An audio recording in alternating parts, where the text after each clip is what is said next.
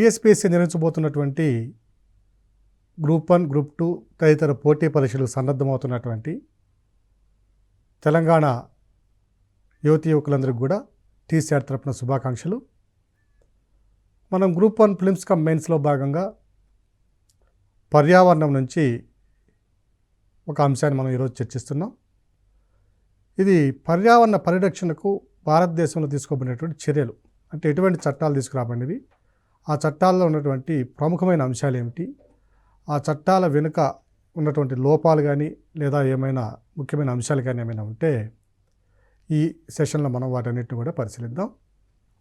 So భారతదేశంలో పర్యావరణ పరిరక్షణ అనే అంశం కనుక మనం పరిశీలించినట్లయితే మొట్టమొదటి అంతర్జాతీయంగా 1972లో స్టాక్హోమ్ కన్వెన్షన్, స్వీడన్లో జరిగినటువంటి స్టాక్హోమ్లో మొట్టమొదటిసారిగా ప్రపంచవ్యాప్తంగా పర్యావరణం ఎదుర్కొన్నటువంటి సమస్యలు, impact of human beings on the environment, అంటే మానవుని యొక్క ప్రమేయం పాత్ర పర్యావరణంపై ఏ విధంగా ఉన్నది అనే అంశాలపై చర్చ జరిగింది. ఈ చర్చలకు అనుగుణంగా ఏర్పడినటువంటి ఒప్పందాల ప్రకారం దాంట్లో ఉన్నటువంటి సభ్య దేశాలన్నీ కూడా ఆయా దేశాల్లో ఆ ఒప్పందాలకు అనుగుణంగా చట్టాలు చేసుకోవాల్సినటువంటి అవసరం కూడా ఏర్పడింది. సో భారతదేశంలో కనుక మనం పరిశీలించినట్లయితే ఈ పర్యావరణము అనే దానికి సంబంధించినటువంటి ఒక ప్రాథమిక మౌలిక భావన రాజ్యాంగంలో కనుక పరిశీలించినట్లయితే మనకి ఆర్టికల్ 48A మరియు ప్రాథమిక విధుల్లో ఉన్నటువంటి ఆర్టికల్ 51A, ఫండమెంటల్ డ్యూటీస్లో ఉన్నటువంటివి 51A. సో ఈ రెండింటిలో కూడా పర్యావరణాన్ని గురించినటువంటి ఒక మౌలికంగా కొంతమేర ప్రస్తావించబడింది. ఆర్టికల్ 48A ప్రకారం కనుక చూసినట్లయితే భారతదేశంలో ఉన్నటువంటి సహజ వనరులు ఏవైతే ఉన్నాయో, గాలి, నీరు, నేల, భూమి, ఓకేనా, అలాగే అడవుల్లో ఉన్నటువంటి వివిధ ఆవరణ వ్యవస్థలు, అటవీయేతర భూములు కానివ్వండి, అలాగే పర్యావరణానికి సంబంధించినటువంటి కొలనులు, సరస్సులు కానివ్వండి, నదులు కానివ్వండి, వీటన్నింటినీ కూడా ఏ స్థాయిలో కూడా పర్యావరణ కాలుష్యానికి గురి చేయకుండా కాపాడవలసిన బాధ్యత ప్రభుత్వంపై ఉంది. ఇక ప్రాథమిక విధుల్లో ఉన్నటువంటి 51A అధికరణం కనుక మనం పరిశీలించినట్లయితే ప్రతి పౌరుడు తన దేశంలో ఉన్నటువంటి సహజ వనరులు ఏవైతే ఉన్నాయో ఆ సహజ వనరుల యొక్క పరిరక్షణకు పాటుపడాలి. వాటిని ఏ విధంగానూ కలుషితం చేయకుండా స్వచ్ఛతను కాపాడే విధంగా మానవుని యొక్క చర్యలు అనేవి ఉండాలి. సో 1972 స్టాక్హోమ్ కన్వెన్షన్ ప్రకారము, అలాగే రాజ్యాంగంలోని ఆర్టికల్ 48A మరియు 51A వీటి ప్రకారము, ఆర్టికల్ 48 మరియు 51A ప్రకారము భారతదేశంలో పర్యావరణ పరిరక్షణకు కొన్ని చట్టాలు తీసుకురాబండి. అందులో మొట్టమొదటిగా మనం చూసినట్లయితే వైల్డ్ లైఫ్ కన్జర్వేషన్ యాక్ట్ 1972 అనేది చాలా ప్రధానమైంది. సో దీన్ని వన్యమృగ సంరక్షణ చట్టం అంటున్నాం, 1972. సో వన్యమృగాలు అనేవి అటవీ భూముల్లో కానివ్వండి, ఓకేనా, అలాగే అటవీయేతర భూముల్లో కానీ ఉన్నట్లయినా వాటి యొక్క సంరక్షణకు ఎటువంటి నిబంధనలు పొందుపరిచారు మనం చూసినట్లయితే వీటిలో ఉన్నటువంటి చట్టంలో ఉన్నటువంటి షెడ్యూల్ 1 మరియు షెడ్యూల్ 2 ఉన్నటువంటి ఆ షెడ్యూల్స్లో ఉన్నటువంటి నిబంధనలు కనుక మనం పరిశీలించినట్లయితే ఈ రెండు నిబంధనలు కూడా, షెడ్యూల్ 1 మరియు షెడ్యూల్ 2 రెండు నిబంధనలు కూడా వన్యమృగ సంరక్షణకు పూర్తి స్థాయిలో సంరక్షణ కల్పించడానికి ఉద్దేశించబడినటువంటి నిబంధనలు ఇవన్నీ కూడా. ఈ నిబంధనలను అతిక్రమించి వ్యక్తి కానీ, సంస్థ కానీ, మరెవరైనా కానీ ఆ వన్యమృగాలకు ఏమైనా హాని తలపెట్టినా, వాటి యొక్క మరణానికి కారణమైనా లేదా వాటిని వేటాడినా చాలా అధిక మొత్తంలో జరిమానా మరియు జైలు శిక్ష వేయడానికి అవకాశం ఉంటుంది.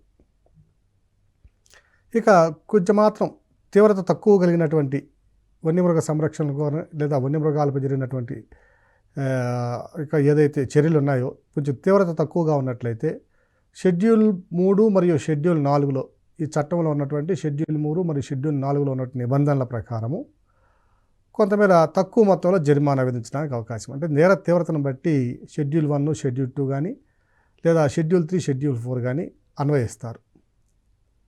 ఇక అలాగే మరొక షెడ్యూల్ కనుక పరిశీలించి షెడ్యూల్ 5లో ఉన్నటువంటి నిబంధనలు కనుక మనం పరిశీలించినట్లయితే ఈ పంట సమయంలో మనము వ్యవసాయం సమయంలో వ్యవసాయం చేసే ప్రక్రియలో వ్యవసాయానికి హాని కలిగించేటటువంటి ఏవైనా చిన్న చిన్న క్రిములు కానివ్వండి, లేదా చిన్న చిన్న జంతువులు కానివ్వండి, వీటి వల్ల ఏమైనా మనకి ప్రమాదము లేదా ఉత్పత్తిలో దిగుబడి తగ్గడము వంటి చర్యలు కనుక ఉన్నాయి అనుకుంటే, ఉదాహరణకి ఎలుకలు కావచ్చు, లేదా కొన్ని క్రిమికీటకాదులు కావచ్చు, కొన్ని పక్షులు కావచ్చు, వీటిని వేటాడడంలో ఎటువంటి నిబంధనలు విధించబడలేదు. అంటే వేటాడమని చెప్పలేదు, కానీ వీటిని వేటాడితే ఎటువంటి కేసులు మనపై నమోదు కావు. సో ఏ షెడ్యూల్ ప్రకారము వ్యవసాయ ప్రక్రియలో ఉన్నటువంటి క్రిమునలు మరియు చిన్న చిన్న జంతువులను చంపినప్పటికీ మనకి జైలు లేదా జరిమానా శిక్ష విధించరు, లేదా వన్యమృగ సంరక్షణ చట్టం కింద వర్తించదు అన్నది మనం పరిశీలించినట్లయితే అది షెడ్యూల్ 5 అని మనం గుర్తుపెట్టుకోవాలి. అలాగే మన షెడ్యూల్ 6 కనుక చూసినట్లయితే, ఈ షెడ్యూల్ 6లో ఉన్నటువంటి పొందుపరచబడినటువంటి ఏవైతే మొక్కలు ఉన్నాయో ఆ మొక్కలని మనము వ్యవసాయ పరంగా కానీ మరియు ప్లాంటేషన్ పంటల ప్రకారం కానీ మనము సాగు చేయడానికి మనకి ఎటువంటి అవకాశం లేదు, హక్కులు లేవు. ఉదాహరణకి మనం ఎర్రచందనం మొక్కను కనుక తీసుకున్నట్లయితే, కొంతకాలం క్రితం వరకు కూడా ఈ ఎర్రచందనం మొక్కని మనం సాగు చేయడానికి అనుమతి లేదు. తర్వాత క్రమంలో ఎర్రచందనం సాగు చేసుకోవడానికి అనుమతి ఇచ్చారు.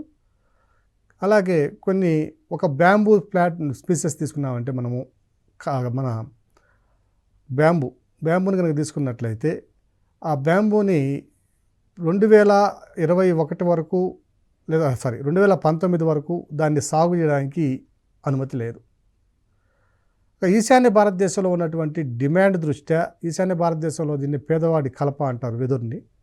సో ఈ పేదవాడి కలప అయినటువంటి వెదురుని 2019లో ఆర్డినెన్స్ ద్వారా వాటిని కూడా వ్యవసాయ పద్ధతిలో సాగు చేసుకోవడానికి అనుమతించారు. ఎందువల్ల అంటే ఈశాన్య రాష్ట్రాలలో ఉన్నటువంటి అటవీ ప్రాంతంలో అధిక సంఖ్యలో విస్తరించినటువంటి మొక్క కూడా బ్యాంబూ.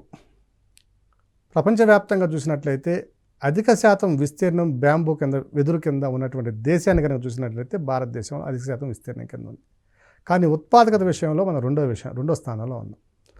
సో ఈ పేదవాడి కలప ద్వారా అనేక మంది ప్రజలు జీవనోపాధిని పొందుతున్నారు. ఒక ఈశాన్య భారతదేశమే కాకుండా అన్ని రాష్ట్రాల్లో కూడా వెదురు ద్వారా తయారు చేసిన ఉత్పత్తులు ఉన్నాయి. చూసినట్లయితే మన వ్యవసాయ పరికరాల్లో కానీ, లేదా గృహ అవసరాలకు వినియోగించేటటువంటి కుర్చీలు కానీ, లేదా బల్లలు కానివ్వండి, లేదా మరేదైనా తట్టలు తయారు చేసుకోవడానికి, వీటన్నిటికి కూడా వెదురు చాలా అవసరం. సో ఈ వెదురుని ఒకప్పుడు 2019 వరకు మనం సాగు చేయడానికి అనుమతి లేనటువంటి ప్లాంట్గా ఉండేది. తరువాత దీన్ని 2019లో ఒక ఆర్డినెన్స్ ద్వారా దీన్ని కూడా సాగు చేసుకోవడానికి అనుమతి ఇవ్వడం జరిగింది. సో ఈ విధంగా కొన్ని జాతులను ఏవైతే గుర్తించారో ఆ షెడ్యూల్ కింద వాటిని ఏ పరిస్థితుల్లోనూ మనము వ్యవసాయం మరియు ప్లాంటేషన్ పంటల కింద, అంటే టీ ప్లాంటేషన్స్, కాఫీ ప్లాంటేషన్స్, ఇలా ఏదైతే మనం ప్లాంటేషన్ కొండ వాళ్ళ మీద ప్లాంటేషన్ పంటలను సాగు చేస్తున్నామో ఆ విధంగా సాగు చేయడానికి అనుమతి లేనటువంటి చట్టం ఏమిటంటే షెడ్యూల్ 6. ఇక మరొక అంశాన్ని కనుక మనం పరిశీలించినట్లయితే, ఈ వన్యమృగ సంరక్షణ చట్టం ఏదైతే ఉందో, వైల్డ్ లైఫ్ ప్రొటెక్షన్ యాక్ట్, దీని ద్వారా కొన్ని చట్టబద్ధమైనటువంటి సంస్థలు కూడా స్థాపించడం జరిగింది. అందులో మొదటిది national board for wild life and state wild life advisory boards, అంటే జాతీయ వన్యమృగ బోర్డు మరియు రాష్ట్ర వన్యమృగ సూచనా బోర్డు, సలహా బోర్డు. సో ఈ రెండు బోర్డ్స్ కూడా దేని చట్టం కింద మనం ఏర్పాటు చేశామంటే జాతీయ వన్యమృగ సంరక్షణ చట్టం కింద ఏర్పాటు చేయడం జరిగింది. అలాగే మరొక చట్టం సెంట్రల్ జూ అథారిటీ ఉంది. సో జూస్లో ఉన్నటువంటి జూ పార్కులో ఉన్నటువంటి జంతువులు కానివ్వండి, మొక్కలు కానివ్వండి, వీటి యొక్క అడ్మినిస్ట్రేషన్కు, వాటి యొక్క పరిపాలనాపరమైనటువంటి విధానాలని తయారు చేయడం కోసం ఏర్పడిన బోర్డు ఏమిటంటే సెంట్రల్ జూ అథారిటీ. ఇక మూడోది చూస్తే wild life crime control bureau, అంటే వన్యమృగాలపై జరిగే నేరాలు నియంత్రించేటటువంటి బ్యూరో, ఒక సంస్థ.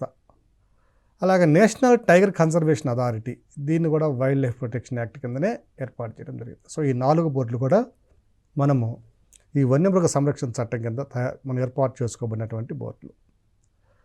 ఇక పర్యావరణ పరిరక్షణలో భాగంగా 1972లో వన్యమృగ సంరక్షణ చట్టం మనం చేసుకున్నట్లయితే 1974లో చేయబడిన చట్టం ఏంటంటే the water prevention and control of pollution act, అంటే నీటి కాలుష్య నియంత్రణ చట్టం. ఇది 1974లో చేయబడిన చట్టం. సో భారతదేశంలో ఉన్నటువంటి సహజ వనరులు ఏవైతే ఉన్నాయో, నీటి వనరులు ఏవైతే ఉన్నాయో, ఈ నీటి వనరులు అనేక చర్యల ద్వారా మనం వాటిని కలుషితం చేస్తూ ఉన్నాం. ఉదాహరణకి పరిశ్రమల నుంచి వెలువడే వ్యర్థాలు కానివ్వండి, పట్టణ ప్రాంతాల్లో నుంచి వెలువచ్చేటువంటి మురుగునీరు కానివ్వండి, వీటిని శుద్ధి చేయకుండానే మనము సహజమైనటువంటి జలాశయాల్లోకి, నదులు లేదా కుంటలు లేదా వాగుల్లోకి, చెరువుల్లోకి మనము శుద్ధి చేయబడినటువంటి అన్ట్రీటెడ్ వాటర్ని ఏదైతే ఉందో దాన్ని నేరుగా విడుదల చేయడం వల్ల స్వచ్ఛమైన నీరు మొత్తం కూడా కలుషితమయ్యి ఉపయోగంలోకి రానట్లుగా తయారవుతుంది. చట్టం యొక్క లక్ష్యాన్ని కనుక మనం పరిశీలించినట్లయితే భారతదేశంలో ఉన్నటువంటి అన్ని జలాశయాల నీటి వనరుల యొక్క స్వచ్ఛతను కాపాడి కాలుష్యం కాకుండా, కాలుష్యం బారిన పడకుండా ప్రజలకు, వ్యవసాయానికి స్వచ్ఛమైనటువంటి నీటిని అందించే ఒక ప్రధానమైన ఉద్దేశంతో ఈ చట్టం తయారు చేయబడింది. ఉదాహరణకు భారతదేశంలో కనుక ఉన్నటువంటి నీటి వనరులను కనుక మనం పరిశీలించినట్లయితే మొత్తం 100% నీటి వనరుల్లో 80% నీటి వనరులు ఇప్పటికి కలుషితం అయిపోయాయి. సో కలుషితం కాని నదులు అంటే కనుక మనం పరిశీలించినట్లయితే ఇది మాల్వాపేట భూమి ప్రాంతంలో ఉన్నటువంటి మార్వార్ అప్లాండ్స్లో ఉన్నటువంటి బనాసు, ఓకేనా, దాని యొక్క ఆ ప్రాంతంలో ఉన్న నదులు మాత్రమే కొంతవరకు, చంబల్ నది, ఈ నదులు మాత్రమే కొంతవరకు కాలుష్యం బారిన పడకుండా ఉన్నటువంటి నదులు. ఇక దక్షిణాది రాష్ట్రాల్లో చూసినట్లయితే గోదావరి, కృష్ణా, కావేరి కూడా అధిక కాలుష్యం బారిన పడిపోయినట్టున్నాయి. ఇక గంగా నది పరిస్థితి మనం చెప్పనవసరం అవసరం లేదు. సో ఈ విధంగా జలవనరులు ఏవైతే ఉన్నాయో వాటి యొక్క స్వచ్ఛతను కాపాడడం అనేది ఇందులో ప్రధానమైనటువంటి ఉద్దేశం. ఇందుకు గాను కేంద్ర ప్రభుత్వ పరిధిలో సెంట్రల్ పొల్యూషన్ కంట్రోల్ బోర్డు, అలాగే రాష్ట్రాల పరిధిలో ఉన్నటువంటి స్టేట్ పొల్యూషన్ కంట్రోల్ బోర్డు, ఈ 2 బోర్డులకు ఈ స్వచ్ఛతను కాపాడి కాలుష్యాన్ని నివారించడం అనే ఒక అంశాన్ని వీటికి అప్పగించడం జరిగింది. అలాగే సిపిసి, అలాగే SPC, state pollution control board, central pollution control board, ఈ 2 కూడా ఈ కాలుష్య నివారణకు అవసరమైనటువంటి చర్యల్ని, దానికి తగినటువంటి గైడ్లైన్స్ని, మార్గదర్శకాలని రూపొందించి ఆ చర్యలను ఇంప్లిమెంట్ చేయడంలో ప్రధాన పాత్ర పోషిస్తాయి. అలాగే మున్సిపాలిటీ నుంచి కానివ్వండి, మన ఇండస్ట్రియల్ కారిడార్స్, పారిశ్రామిక వాడల నుంచి వచ్చేది కానివ్వండి, అలాగే మరే ఇతర కాలుష్య కారకాల నుంచి వచ్చేటటువంటి నీటి వనరులను కానివ్వండి, వీటన్నిటిని కూడా ఆయా ప్రాంతాలకు అనుగుణంగా ఒక విధి విధానాలను రూపొందించి కాలుష్య నియంత్రణకు అవసరమైనటువంటి చర్యలు, అంటే ట్రీట్మెంట్ ప్లాంట్స్ని ఏర్పాటు చేయడము. సో ఇలాంటివన్నీ కూడా వాటికి ఆయా సంస్థలకు మార్గదర్శకాలను జారీ చేసి నీటి స్వచ్ఛతను కాపాడడంలో ఇవన్నీ కూడా ఈ 2 సంస్థలు కూడా ప్రధాన పాత్రను పోషిస్తాయి. ఇక 1986లో తీసుకురాబడినటువంటి మరొక చట్టాన్ని పరిశీలించినట్లయితే ఎన్విరాన్మెంట్ ప్రొటెక్షన్ యాక్ట్. సో ఇది చాలా ప్రధానమైనటువంటి యాక్టు. ఇది కూడా, దీనికి కూడా భూమిక 2 అంశాలను మనం పరిశీలించవచ్చు ఈ చట్టం తీసుకురావడానికి. సో ఎన్విరాన్మెంట్ ప్రొటెక్షన్ యాక్ట్ అంటే పర్యావరణ పరిరక్షణ చట్టం కనుక పరిశీలించినట్లయితే ఇది 1972లో మనం ఇంతకుముందు చెప్పుకున్నట్టుగా స్టాక్హోమ్ డిక్లరేషన్ ప్రకారం ఈ చట్టాన్ని తీసుకురావాల్సిన అవసరం భారతదేశంలో అప్పటికే ఉంది. కానీ 1984లో డిసెంబర్ 2వ తేదీ రాత్రి 3వ తేదీ ఉదయం లోపల యూనియన్ కార్బైడ్ కంపెనీ, మధ్యప్రదేశ్లోని భోపాల్ నగరంలో ఉన్నటువంటి ఈ కంపెనీలో సంబంధించినటువంటి గ్యాస్ ఏదైతే లీక్ అయిందో, మిథైల్ ఐసోసైనైడ్ గ్యాస్ లీక్ అయింది. ఇక్కడ ఈ మిథైల్ ఐసోసైనైడ్ గ్యాస్ లీక్ అవడం వల్ల దాదాపు ఒక 12 గంటల పరిధిలోనే, గ్యాస్ లీక్ అయిన సందర్భం నుంచి 12 గంటల పరిధిలోనే 10,000 మంది చనిపోతే, ఆ తర్వాత మరలా 12 గంటల్లో ఒక 10,000 వరకు మరణించినట్లుగా అంచనా.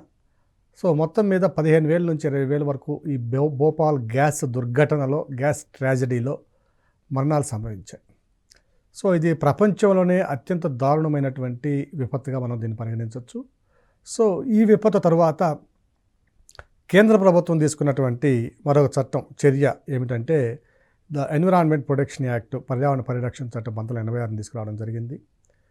సో ఈ చట్టంలో ఉన్నటువంటి ప్రధాన అంశాలను కనుక మనం పరిశీలించినట్లయితే ఇప్పుడు మనము ఈ ఏవైతే ఉన్నాయో మన వైల్డ్ లైఫ్ శాంక్చురీస్ కానివ్వండి లేదా నేషనల్ పార్క్స్ కానివ్వండి, ఈ నేషనల్ పార్క్ని కనుక మనం చూసినట్లయితే ఈ మధ్యలో ఉన్న ప్రాంతాన్ని కోర్ అని, దాని తర్వాత బఫర్ జోన్ అని, దాని తర్వాత ట్రాన్సిషన్ జోన్ అని 3 రకాలుగా వర్గీకరిస్తాం. ఈ అంశాన్ని మళ్ళీ డీటెయిల్గా మరొక ఎపిసోడ్లో చూద్దాం. సో ఈ కోరు, దాని తర్వాత ఉన్నటువంటి బఫర్ జోను, దాని తర్వాత ఉన్నటువంటి పరివర్తన మండలం అంటాం దీన్నే, ట్రాన్సిషన్ జోను. సో ఈ ట్రాన్సిషన్ జోన్ తర్వాత కూడా ఇక్కడి వరకు మాత్రమే మనకి అటవీ చట్టం ప్రకారం రక్షణ కల్పించబడింది. దీని తర్వాత ఉన్నటువంటి ఒక సున్నితమైన అంశం ఉందని మళ్ళీ. సో అడవి పక్కనే కనుక మనం ఏమైనా నిర్మాణాలు చేసినా లేదా ఎటువంటి ఫ్యాక్టరీలు స్థాపించినా లేదా మరేమైనటువంటి అభివృద్ధి కార్యక్రమాలు నిర్వహించినా దాని యొక్క పొల్యూషన్ ప్రభావం కానివ్వండి లేదా దాని యొక్క ఇంపాక్ట్ అనేది ఈ కోర్ మీద, బఫర్ జోన్ మీద, ట్రాన్సిషన్ జోన్ మీద ఉంటుందనే ఉద్దేశంతో మరలా ఈ చట్టం ప్రకారం మనం ఏదైతే తీసుకున్నామో ఎన్విరాన్మెంట్ ప్రొటెక్షన్ యాక్ట్ ఏదైతే ఉందో మనకి, సో 1986లో చేయబడినటువంటి ఈ పర్యావరణ పరిరక్షణ చట్టం ప్రకారము ఈ బఫర్ జోను, ట్రాన్సిషన్ జోన్ అవతల ఉన్నటువంటి ఒక 10 కిలోమీటర్ల పరిధి ప్రాంతాన్ని మనము సున్నితమైనటువంటి మండలంగా ఎకో సెన్సిటివ్ జోన్గా మనం దీన్ని గుర్తించడం జరిగింది. సో పర్యావరణ సున్నిత మండలము. సో ఈ ఎకో సెన్సిటివ్ జోన్ ఏదైతే ఉందో ఆ ఎకో సెన్సిటివ్ జోన్ని ఏ చట్టం ద్వారా నియమించాము, ఏర్పాటు చేసామంటేది పర్యావరణ పరిరక్షణ చట్టము 1986 ప్రకారం ఎకో సెన్సిటివ్ జోన్ని మనం ఏర్పాటు చేసుకోవడం జరిగింది. సో 10 కిలోమీటర్లు కన్నా దీన్ని బఫర్ జోన్గా గుర్తిస్తారు మళ్ళీ. సో 10 కిలోమీటర్లు ఎకో సెన్సిటివ్ జోన్గా మనం మరొక అంశం కనుక మనం పరిశీలించినట్లయితే ఈ చట్ట పరిధిలో కూడా కొన్ని రాజ్యాంగబద్ధ సంస్థలను ఏర్పాటు చేయబడినాయి. అవి భారతదేశంలో ఉన్నటువంటి జీవ వైవిధ్యంలో ఉన్నటువంటి జెనెటిక్ రిసోర్సెస్ని కాపాడడం. సో దానికోసం బోర్డుని ఏర్పాటు చేశారు.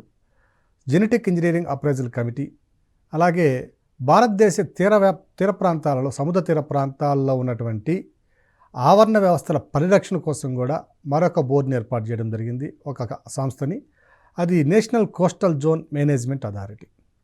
సో ఈ 2 సంస్థలు కూడా ఈ protection act, environment protection act 1986 కింద మనము ఏర్పాటు చేసుకోవడం జరిగింది.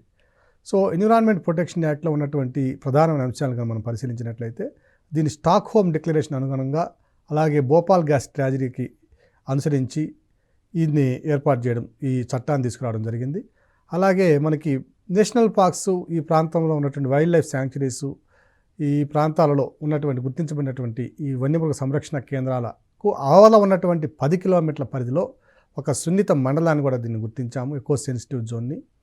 సో ఎకో సెన్సిటివ్ జోన్ కూడా మనం ఈ చట్టం ద్వారానే గుర్తించబడినాయి. అలాగే మనం చెప్పుకున్నటువంటి genetic engineering appraisal committee, national coastal zone management authority, ఈ 2 కూడా మనకి ఎన్విరాన్మెంట్ ప్రొటెక్షన్ యాక్ట్ 1986 ప్రకారమే ఏర్పాటు చేసుకోవడం జరిగింది. ఇక కోస్టల్ జోన్ రెగ్యులేషన్ ఏదైతే ఉందో దీన్నే సిఆర్జెడ్ అంటాం. సో కోస్టల్ రెగ్యులేటరీ జోన్, సిఆర్జెడ్ని కనుక మనం పరిశీలిస్తే ఈ కోస్టల్ రెగ్యులేషన్ జోన్లో ఉన్నటువంటి ప్రధానమైన అంశాలు సిఆర్జెడ్లు అంటే కోస్తా తీర ప్రాంత నియంత్రణ. దీనికి సంబంధించినటువంటి మార్గదర్శకాలని 2018లో రూపొందించారు. ఈ మార్గదర్శకాలు ఏ కమిటీ నివేదిక ఆధారంగా అంటే శైలేష్ నాయక్ కమిటీ నివేదిక ఆధారంగా నియమించబడినటువంటి, ఏర్పాటు చేయబడినటువంటి మార్గదర్శకాలు ఇవి. ఈ మార్గదర్శకాలను ఆమోదించినటువంటి కేంద్ర ప్రభుత్వం దీని యొక్క ప్రధాన లక్షణాలను పరిశీలించినట్లయితే మనకి తీర ప్రాంతాల్లో సహజంగానే సహజ విపత్తులు సంభవిస్తూ ఉంటాయి. వరదలు వచ్చినప్పుడు ఆయా ప్రాంతాలలో నదీ ముఖ ద్వారాల వద్ద, నదికి ఇరువైపులా చాలా కిలోమీటర్ల మేర పరిధిలో మనకి వరదల యొక్క ప్రభావం ఉంటుంది. ఆ యొక్క ప్రభావం ధన నష్టం కావచ్చు, ప్రాణ నష్టం కావచ్చు, ఏదైనా 2 కావచ్చు. సో ఇటువంటి సందర్భాల్లో తీసుకోవాల్సిన చర్యలు ఏమిటి అనేది మనకి శైలేష్ నాయక్ కమిటీ కూలంకషంగా చర్చించింది. అలాగే కోస్తా తీర ప్రాంతాల్లో ఉన్నటువంటి ఈ తీర రేఖ వెంబడి ఉన్నటువంటి జలాశయాలు కావచ్చు, ఉదాహరణకి పులికాట్ సరస్సు, చిల్కా సరస్సు, అలాగే మడ అడవులు ఉన్నటువంటి సుందర్బన్స్ ప్రాంతం కావచ్చు. సో ఆయా ప్రాంతాల్లో ఉన్నటువంటి చాలా సున్నితమైనటువంటి ఎకో సెన్సిటివ్గా ఉన్నటువంటి ఆవరణ వ్యవస్థలు ఏవైతే ఉన్నాయో ఆ ఆవరణ వ్యవస్థలకి, ఆ ఆవరణ వ్యవస్థలోని జీవ వైవిధ్యానికి ఎటువంటి ఆటంకము, ఇబ్బంది, కాలుష్యం జరగకుండా ఉండే విధంగా ఆయా ప్రాంతాలలో ఉన్నటువంటి స్థానిక ప్రజల జీవనాధారాన్ని దెబ్బతీయకుండా వారికి చేపలను వేటాడుకోవడం, మిగిలినటువంటి జలచరాలని మనం వారి యొక్క జీవనోపాధికి ఉపయోగించుకోవడం అనే అంశాలను కూడా ఇందులో పరిరక్షించడం జరిగింది. ఇక ఈ సిఆర్జెడ్ ఏదైతే ఉందో, కోస్టల్ రెగ్యులేటరీ జోన్ ఏదైతే ఉందో, ఈ సిఆర్జెడ్ని 4 రకాలుగా వర్గీకరించారు. మొట్టమొదటిది వచ్చి ఈ సుందర్బన్స్ ప్రాంతము లేదా కోరల్ రీఫ్స్ ఉన్నటువంటి ప్రాంతము, అలాగే మనకి ఒరిస్సాలో ఉన్నటువంటి తాబేళ్లను పరిరక్షించేటటువంటి ఈ ప్రాంతము, బిత్రకనిక నేషనల్ పార్క్ ఉంది సుందర్బన్స్ మన ఒడిస్సాలో. సో ఈ సుందర్బన్స్లో ఉన్నటువంటి లేదా మడాడోలో ఉన్నటువంటి అన్ని తీర ప్రాంతాలని, అలాగే సముద్రంలో ఉన్నటువంటి ఓకేనా ఈ కోస్టల్ ప్రాంతాల్లో ఉన్నటువంటి కోరల్ రీఫ్స్ ఏవైతే ఉన్నాయో, ప్రవాళ భిత్తికలు, అలాగే ఈ తాబేళ్లు తదితర నివాస ప్రాంతాలను సంరక్షించే ఈ ప్రాంతం అంతటిని కూడా కోస్టల్ రెగ్యులేటరీ జోన్ 1 కింద దీన్ని మనం వర్గీకరించుకున్నాం. ఇక కోస్టల్ రెగ్యులేషన్ జోన్ 2 కనుక పరిశీలించినట్లయితే ఇవి తీర ప్రాంతాల్లో ఉన్నటువంటి సహజంగా ఏర్పడినటువంటి ప్రాంతాలు. ఇవి నదులు మేట వేయడం ద్వారా ఏర్పడినట్టు కావచ్చు, లేదా సముద్ర తీర ప్రాంతంలో అలల ద్వారా ఏర్పడినటువంటి సముద్రపు బీచ్లు కానీ ఇవన్నీ కూడా ఈ కోస్టల్ రెగ్యులేటరీ జోన్ 2 కింద ఏర్పాటు చేశారు. ఇక రెగ్యులేషన్ జోన్ 3 కనుక మనం పరిశీలించినట్లయితే కోస్తా తీర నియంత్రణ మండలి 3ని కనుక మనం పరిశీలించినట్లయితే ఈ తీర ప్రాంతాల్లో ఉన్నటువంటి గణనీయంగా అభివృద్ధి చెందని ప్రాంతాలు ఉంటాయి. అంటే అంతగా ఆర్థిక ప్రాధాన్యత మనకు లేనటువంటి ప్రాంతాలు అనుకోవచ్చు, లేదా తీర ప్రాంతంలో గ్రామీణ ప్రాంతాలను కనుక అనుకోవచ్చు. వీటన్నిటినీ కూడా కోస్టల్ రెగ్యులేటరీ జోన్ 3లో ఏర్పాటు చేశారు. అలాగే మనకి సముద్రం వెంబడి ఉన్నటువంటి ప్రాదేశిక జలాలు ఏవైతే ఉన్నాయో, ఇది సముద్రం అయితే ఈ ప్రాదేశిక జలాలు 200 నాటికల్ మైళ్ళ వరకు ఉన్నటువంటి జలాలు మనకి ప్రాదేశిక జలాలు. సో ఈ ప్రాదేశిక జలాల వరకు, అంటే లో టైడ్ నుంచి చిన్న అల వచ్చే ప్రాంతం నుంచి ప్రాదేశిక జలాల వరకు ఉన్నటువంటి ఈ జోన్ మొత్తాన్ని కోస్టల్ రెగ్యులేషన్ జోన్ 4గా వర్గీకరించడం జరిగింది. సో ఈ 4 జోన్లలో తీసుకోవాల్సినటువంటి చర్యలు ఏమిటి, అలాగే ఏ విధమైనటువంటి చర్యల ద్వారా మన తీర ప్రాంతాన్ని, ఆయా ప్రాంతాల్లో ఉన్నటువంటి అటవీ సంపదని, వన్యమృగ సంపదని, జీవ వైవిధ్యాన్ని మనం రక్షించుకొని మన యొక్క ఆవరణ వ్యవస్థను కాపాడుకోవాలి అనే అంశాలని నిర్దేశించేందుకు ఈ కోస్టల్ రెగ్యులేషన్ అథారిటీ అనేది ఒకటి ఏర్పాటు చేసుకోవడం జరిగింది. ఇక దీని తర్వాత వచ్చినటువంటి చట్టం కనుక మనం పరిశీలించినట్లయితే ఎనర్జీ కన్జర్వేషన్ యాక్ట్ 2001 అనేది కూడా చాలా ప్రధానమైనటువంటి చట్టం ఇది. సో దీని యొక్క ప్రధాన లక్ష్యం ఏమిటంటే, భారతదేశంలో అనేక ప్రాంతాల్లో మన ఎలక్ట్రిసిటీ కావచ్చు, అలాగే కొన్ని శక్తి వనరులు కావచ్చు, వీటి యొక్క వినియోగంలో వస్తున్నటువంటి వృధా ఏదైతే ఉందో, వేస్టేజ్ ఏదైతే ఉందో దాన్ని అరికట్టడం అనే ప్రధాన లక్ష్యంగా తీసుకురాబడిన చట్టం ఇది. శక్తి నియంత్రణ చట్టం 2001లో ఏర్పాటు చేయబడినటువంటి చట్టం, ది ఎనర్జీ కన్జర్వేషన్ యాక్ట్ 2001. అలాగే ఈ చట్టంలో మిగిలిన అంశాలు కనుక మనం పరిశీలించినట్లయితే ఏ పరిశ్రమలలో ఎటువంటి స్టాండర్డ్స్ ఉండాలి, మన ఎలక్ట్రిసిటీ ఉత్పత్తి వినియోగించుకునే క్రమంలో, విద్యుత్ శక్తిని ఉపయోగించుకునే క్రమంలో ఎంత మేర మనం విద్యుత్ శక్తిని ఈ ప్రాంతంలో ఆదా చేయవచ్చు, అలాగే ఎటువంటి యంత్రాలు మనం ఉపయోగించడం ద్వారా విద్యుత్ శక్తిని సమర్థవంతంగా వినియోగించుకోవడానికి అవకాశం ఉంది, ఇలాంటి అన్ని అంశాలను కూడా క్రోడీకరించడం జరిగింది ఈ చట్టంలో. తర్వాత మరొక ప్రధానమైన అంశం చూసినట్లయితే, మనకి వ్యాపార భవనాల నిర్మాణం చేస్తున్నాం. ఆ వ్యాపార భవనాల నిర్మాణంలో ఉన్నటువంటి విద్యుత్ వినియోగం ఏ విధంగా మనం వినియోగించుకోవాలి, ఎంత మేర వాటి యొక్క స్టాండర్డ్స్ ఏమిటి, వాటికి ఉన్నటువంటి రెగ్యులేషన్స్, రూల్స్ ఏమిటి, వీటన్నిటిని కూడా ఈ ఎనర్జీ కన్జర్వేషన్ యాక్ట్ 2001లో మనం పొందుపరుచుకోవడం. అలాగే ఈ చట్టం ద్వారా ఏర్పాటు చేయబడిన ఒక చట్టబద్ధమైన సంస్థను కూడా మనం పరిశీలించినట్లయితే బ్యూరో ఆఫ్ ఎనర్జీ ఎఫిషియన్సీ అనేది ఈ చట్టం ద్వారా ఏర్పాటు చేయబడినటువంటి మరొక ప్రధానమైనటువంటి చట్టబద్ధ. ఇక 2002లో చేయబడినటువంటి ఈ బయలాజికల్ డైవర్సిటీ యాక్ట్, అంటే జీవ వైవిధ్య పరిరక్షణ చట్టాన్ని కూడా చెప్పొస్తుంది. సో ఈ జీవ వైవిధ్య పరిరక్షణ చట్టాన్ని 2002లో చేసినటువంటి ఈ చట్టాన్ని మనం పరిశీలించినట్లయితే చాలా ప్రధానమైన చట్టం ఇది. దేశవ్యాప్తంగా ఉన్నటువంటి ఈ జీవ వైవిధ్యం ఏమైతే ఉందో ఆ పరిరక్షణకు ఎటువంటి చర్యలు తీసుకోవాలి, ఎటువంటి సంస్థలను మనం స్థాపించినట్లయితే జీవ వైవిధ్య పరిరక్షణ మనకి సులభతరం అవుతుందనే ఉద్దేశంతో 3 సంస్థలను కూడా ఇక్కడ ప్రారంభించడం జరిగింది. మొట్టమొదటిది జాతీయ జీవ వైవిధ్య అథారిటీ, నేషనల్ బయోడైవర్సిటీ అథారిటీ. కన్నా రెండవది స్టేట్ బయోడైవర్సిటీ అథారిటీ, అంటే ఆయా రాష్ట్రాల యొక్క పరిధిలో జీవ వైవిధ్య పరిరక్షణకు ఒక బోర్డుని ఏర్పాటు చేసుకోవడం, స్టేట్ బయోడైవర్సిటీ బోర్డ్స్. అలాగే మరొక అంశం ఏంటంటే బయోడైవర్సిటీని ఏ విధంగా నిర్వహించాలి, జీవ వైవిధ్యాన్ని ఎలా నిర్వహించాలి అనే దానికి కమిటీల ఏర్పాటు. సో బయోడైవర్సిటీ మేనేజ్మెంట్ కమిటీస్, ఇవన్నీ కూడా ఈ చట్టం కింద మనము తీసుకురావడం జరిగింది.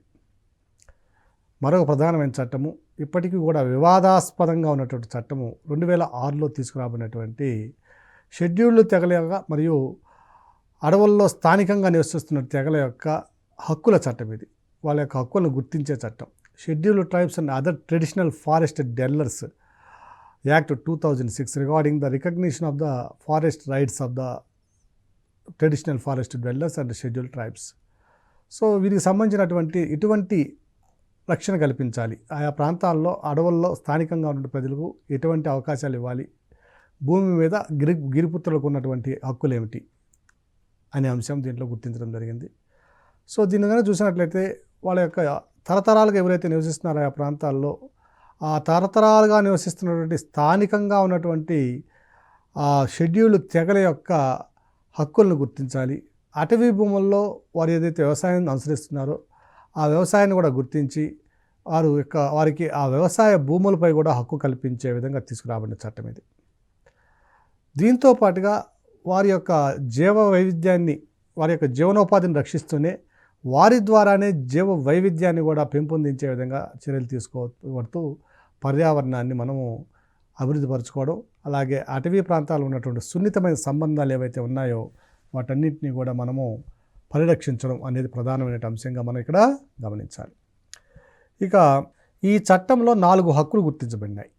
అవి ఆయా ప్రాంతాల్లోని షెడ్యూల్డ్ తెగల ప్రజలకు కావచ్చు, స్థానికంగా ఉన్నటువంటి ఆదివాసీ ప్రజలకు కావచ్చు 4 హక్కులు కనుక గుర్తిస్తే, మొదటి టైటిల్ రైట్స్. అంటే ఏదైనా ఒక ప్రాంతంలో వారు వ్యవసాయం చేసుకుంటున్నట్లయితే ఎంత భూమిని వ్యవసాయం చేసుకోవచ్చు అనేది చూసినట్లయితే గరిష్టంగా 4 హెక్టేర్ల వరకు ఒక్కొక్క కుటుంబానికి వ్యవసాయ వినియోగానికి భూమిని కేటాయించి, అలాగే ఆ అటవీ ప్రాంతాలలో వారి పశువులు ఏదైతే మేపుకుంటున్నారో గ్రేజింగ్ ల్యాండ్స్ ఉన్నాయో ఆ గ్రేజింగ్ ల్యాండ్స్ని కూడా గుర్తించడం, వాటిని మార్క్ చేయడం. అలాగే అటవీ ప్రాంతాల్లో ఉన్నటువంటి రహదారులు, వారు నడకదారులను ఉపయోగించే రహదారులు వారు కానివ్వండి లేదా ఆ పశువులు కానివ్వండి తిరిగే దారులను కూడా గుర్తించి వాటిని రక్షించడం. ఇక రెండవది కనుక మనం చూసినట్లయితే యూజ్ రైట్స్ ఏవైతే ఉన్నాయో, అంటే మనం ఉపయోగించుకునే హక్కు ఏవైతే ఉందో దాంట్లో ప్రధానంగా చెప్పుకోవాల్సింది ఏంటంటే అటవీ ఉత్పత్తులు ఎంతవరకు మనం సేకరించవచ్చు. అంటే గుర్తించబడినటువంటి అటవీ ఉత్పత్తులు, మైనర్ ఫారెస్ట్ ప్రోడక్ట్స్ని వాళ్ళు సేకరించుకోవడానికి వారికి హక్కు కల్పించబడింది. ఈ హక్కుతో పాటుగా పశువులు ఉన్నటువంటి మార్గాలని, ఆ అటవీ భూముల యొక్క వాటి యొక్క అవి పశువులు మేపుకునే ప్రదేశాలను కూడా ఇందులో గుర్తించడం జరిగింది. ఈ మొదటి దాంట్లో కూడా 4 హెక్టేర్ల వరకు భూమి ఏదైతే ఉందో వాటిని వ్యవసాయానికే కాకుండా ఈ పాడి పరిశ్రమ అభివృద్ధించడానికి కూడా ఉపయోగించుకోవడానికి అవకాశం ఉంది. ఇక మూడవది, ఏదైనా సందర్భంలో ఒక అటవీ ప్రాంతాన్ని మన పారిశ్రామిక వృద్ధికి కావచ్చు లేదా ఒక డ్యామ్ నిర్మాణానికి కావచ్చు కేటాయించినట్లయితే ఆ సందర్భంలో ఆయా ప్రాంతాల్లో ఉన్నటువంటి స్థానిక తెగల ప్రజలకి పునరావాసం కల్పించడము, వారి జీవనోపాధికి భద్రత కల్పించడము, అలాగే వారి యొక్క ప్రాథమిక హక్కులు ఏవైతే ఉన్నాయో వాటన్నిటిని కోల్పోకుండా చూడడం, వారికి పునరావాసం కల్పించినప్పుడు మరలా మౌలిక సదుపాయాలు కల్పించడం, ఇవన్నీ కూడా ఈ హక్కులన్నీ కూడా 3వ హక్కుగా మనం గుర్తించవచ్చు. వీటిని రిలీఫ్ అండ్ డెవలప్మెంట్ రైట్స్ అంటాము. ఇక 4వది అటవీ నిర్వహణ హక్కులు, అంటే ఫారెస్ట్ మేనేజ్మెంట్ రైట్స్. వీరు అభివృద్ధి చేసినటువంటి కొన్ని ప్రాంతాలు ఉంటాయి. కొన్ని ప్రాంతాల్లో వాళ్ళు మొక్కలు నాటుకొని వాటి ద్వారా వచ్చే ఫలసాయాన్ని కూడా వాళ్ళు పొందుతూ ఉంటారు, వ్యవసాయం ద్వారా వచ్చే ఫలసాయం. సో ఆ అభివృద్ధి చేసిన అటవీ ప్రాంతాలపై వారికి కూడా హక్కులు కల్పించడం, ఆ అటవీ పునరుద్ధరణని మరింత వేగవంతంగా వారి ద్వారా అయ్యేటట్లుగా చూడడం. ఈ అటవీ పునరుద్ధరణలో స్థానిక సాంప్రదాయ ప్రజలు ఎవరైతే ఉన్నారో, తెగలు ఏవైతే ఉన్నాయో వారందరికీ కూడా దాంట్లో భాగస్వామ్యం కల్పించడం ఇందులో ప్రధానమైన అంశంగా మనం గమనించాలి. ఇక మరొక చట్టాన్ని మనం పరిశీలించినట్లయితే నేషనల్ గ్రీన్ ట్రిబ్యునల్ యాక్ట్ 2010.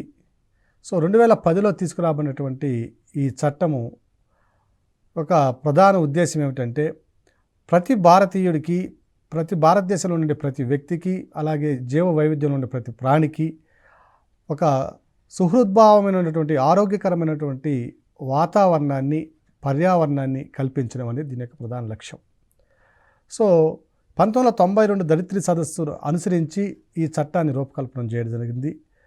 అలాగే ఈ చట్ట పరిధిలో ఉన్నటువంటి అంశాలను కనుక మనం పరిశీలించినట్లయితే దీంట్లో ఒక 8 చట్టాలు, 8 చట్టాలు మనం దీంట్లో ఇంక్లూడ్ చేయడం జరిగింది.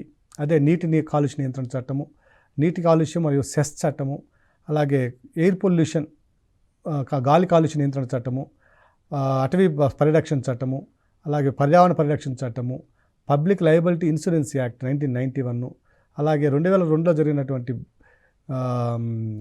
బయోలాజికల్ డైవర్సిటీ యాక్ట్, జీవ వైవిధ్య పరిరక్షణ చట్టము. సో ఇది జీవ వైవిధ్య పరిరక్షణ చట్టం.